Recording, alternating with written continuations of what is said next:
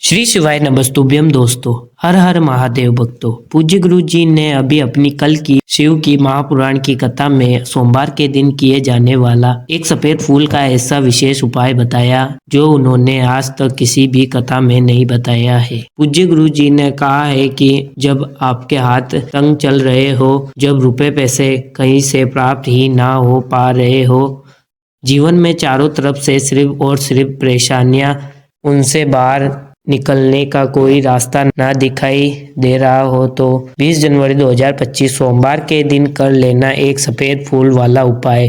हर मनोकामना पूरी होगी, इतना धन आएगा, संभले नहीं संभलेगा। माता लक्ष्मी जी और महादेव जी के आशीर्वाद से पूरे साल धन बरसता रहेगा। दोस्तों, जैसा कि आप सभी लोग जानते हैं कि 20 जनवरी 2025 यानी सोमवार को पड़ रही है माघ महीने की सप्तमी तिथि। और दोस्तों, ये वह सप्तमी तिथि है जो माघ महीने में पड़ने वाली सबसे बड़ी और माघ महीने की पहली सप्तमी तिथि है, क्योंकि ये सोमवार के दिन पड़ रही है और हमारे हिंदू धर्म में इसका बहुत ही बड़ा और विशेष महत्व होता है। जो मनोकामना पूर्ण नहीं होती है वे माघ महीने के दिन एक छोटे से उपाय करने से ही आपकी मनोकामना पूर्ण हो जाती है। और बहुत सारे लोगों ने इस उपाय को किया भी है और उनका इस उपाय को करने का भी फल भी जरूर मिला है। अगर आप लोग भी इस उपाय को सोमवार के दिन करना चाहते हैं तो आप इस उपाय को पहले अच्छे से समझ लेना, सुन लेना, उसके बाद करना। आपको इस उपाय का फल जरूर मिलेगा। देखना आपकी सभी मनोकामना पूरी हो जाएगी। तो दोस्तों, अब हम समझते हैं इस उपाय को आपको करना कैसे है, किसको करना है, किस समय करना है और कैसे करना है। देखो, उपाय बिल्कुल आसान है, बस समझने वाली बात है। ध्यान से समझिए, उसके बाद ही आप लोग इस उपाय को जरूर कीजिएगा। लेकिन उससे पहले जो भी मेरे भाई मेरी बहनें आज चैनल पर पहली बार आए हैं, अगर आप भी महादेव के सच्चे भक्त हैं तो वीडियो को लाइक और चैनल को सब्सक्राइब जरूर कर लें और कमेंट बॉक्स में लिखिए हर हर महादेव, जय भोलेनाथ। अब सबसे पहली चीज ये समझ लेते हैं कि एक सफेद फूल वाले उपाय को इस सोमवार के दिन किसको करना है। तो देखिए, इस उपाय को घर के सभी सदस्यों को करने की बिल्कुल भी जरूरत नहीं है। घर में से कोई एक मुख्य बड़ा सदस्य ही इस उपाय को करेगा। उस घर परिवार के सभी सदस्यों को इस उपाय को करने का फल मिल जाएगा। पर वो बड़ा सदस्य कौन होगा, कौन करेगा इस उपाय को? तो यहाँ पर देखिए, हम आपको बता दें, घर की जो बड़ी माताएं बहनें होंगी, घर की बड़ी माताओं बहनों से कोई भी एक माता बहन इस वाले उपाय को कर सकती है। अपने घर में सभी सदस्यों को इस उपाय को करने की जरूरत नहीं है। कोई भी एक माता बहन इस वाले उपाय को करेगी तो उनके घर परिवार के पूरे सदस्यों को इस उपाय का फल मिलेगा। अगर किसी कारणवश घर की माता बहनें घर से बाहर जा रखी हो या कोई दिक्कत हो तो दोस्तों, उस जगह पर भी फिर घर का कोई बड़ा व्यक्ति भी इस उपाय को कर सकता है।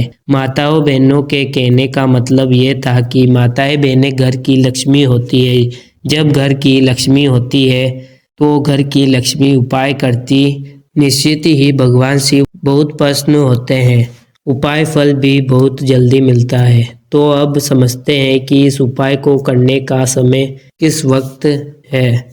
तो इस उपाय को करने का समय है, शाम का समय है। अब देखिए, यहाँ जिसके घर में कष्ट हो, दुख हो, पीड़ा हो, वो आपको एक सफ़ेद के फूल वाला उपाय जरूर करना है। तो इसको करना है शाम के 6 बजे का समय उचित रहेगा। इस उपाय को 6 बजे के समय कर लीजिए। सुबह भी कर सकते हैं, पर शाम का समय बहुत ही बेहतर होता है।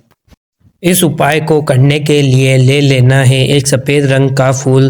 देखिए, सफ़ेद रंग का फूल महादेव जी को बहुत ही प्रिय होता है, इसलिए आपको सिर्फ एक सफ़ेद रंग का फूल ले लेना है। अगर आपके पास में सफ़ेद रंग का फूल नहीं है तो आप शिवलिंग के ऊपर बड़े हुए सफ़ेद रंग के फूल को उठाकर जल से शुद्ध करके आप इसका फिर से इस्तेमाल शिवलिंग पर कर सकते हैं। बस आपको ध्यान रखना है सफ़ेद रंग का फूल जो आप लेंगे वह केतकी का फूल नहीं होना चाहिए और आप कोई भी सफ़ेद रंग का फूल उसकी जगह पर ले सकते हैं। फिर इसी के साथ आपको एक चावल का दाना ले लेना है।